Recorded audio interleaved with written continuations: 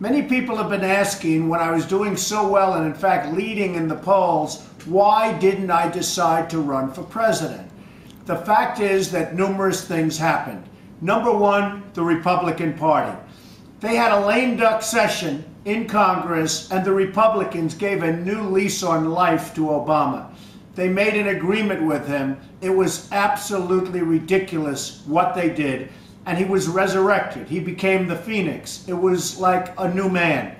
Number two, Paul Ryan's plan. The timing of this plan was so bad. I happen to think the concept was bad also. It almost seems as though the Republicans have a death wish. When they tamper with Medicare, which happens to be a good program, but there's lots of fraud and waste which we should take care of. But when they tamper with Medicare, they have a death wish. This is not going to happen. And frankly, I would protect Medicare. It's not going to happen. You can't win an election if you're going to be playing games with Medicare. Fix it, make it better. But the Democrats are laughing at the stupidity of the Republicans and this Ryan plan. The Republicans are going to lose control of the House. It is unbelievable what he did. There was no reason for him to step out. He's a bad chess player. The fact is, he should have sat back. It was Obama's problem, and let Obama come up with a plan and then criticize the plan. For him, who just got this position as the head, to come out with his own plan, and by the way, already you've lost one election in an area in Buffalo, upstate New York, where the election couldn't have been lost. This plan, and in particular the timing of this plan, is a total disaster. Then we take a look at the $38 billion in spending cuts. Well, the $38 billion turned out to be $352 million.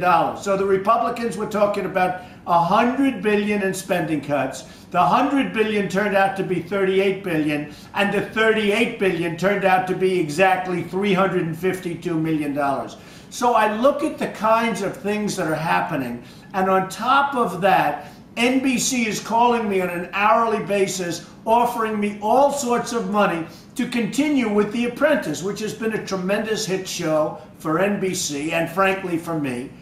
And at one point I just said, you know what? I think it's time to take the money.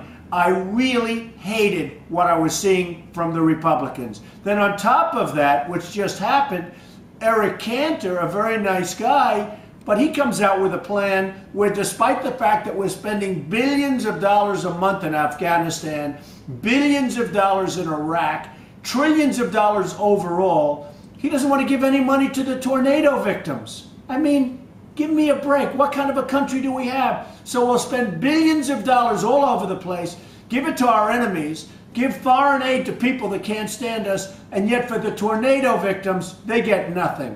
It's really sad what's happening with the Republicans. Now, I'm a very staunch conservative, but when I look at what they've done, it's going to be very hard for them to win. I am watching very carefully. If the wrong person is nominated, you watch what happens with Donald Trump and what he does. Because we have to beat Obama. This country cannot last any longer with Obama as our president. Life and business is funny. Every time I told NBC no, they kept saying, can we give you more? Will you take more? And by the way, even if you're rich, it's a lot of money. When you have a hit show, it's a lot of money. So I kept saying no, no, no. But ultimately, I don't want to battle against the Republicans' stupidity, because it's stupidity, the things that they're doing. And at the same time, tell NBC, I no longer want a hit show. Who gives up a hit show? Nobody. So I had a decision to make, but there's plenty of time left for the big